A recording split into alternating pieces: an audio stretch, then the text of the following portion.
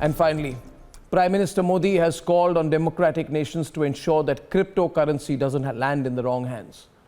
Viewers, what was once the crypto craze is turning into hashtag crypto fear. Let's debate. Cryptocurrency has been a rage, and the Prime Minister, who has been keeping a close watch on the crypto threat, has sounded a word of caution. Cryptocurrency. It is important that all democratic nations work together on this and ensure it does not end up in wrong hands.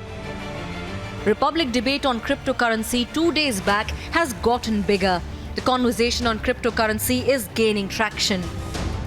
About cryptocurrency. Companies which are vested into making money using crypto are going over the top, absolutely over the top, selling the idea of crypto being that one thing which can deliver all your future financial goals. How much can really be believed here? A lot of people, not just the government, a lot of experts are very concerned.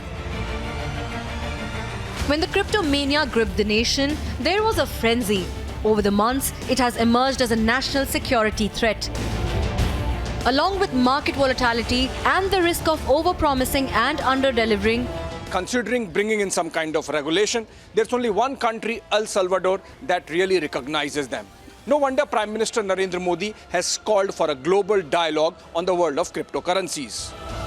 the Modi government is now gearing up for a crypto bill that could be introduced in the upcoming sessions of the parliament. But one thing is for sure, the crypto craze is soon turning into crypto fear.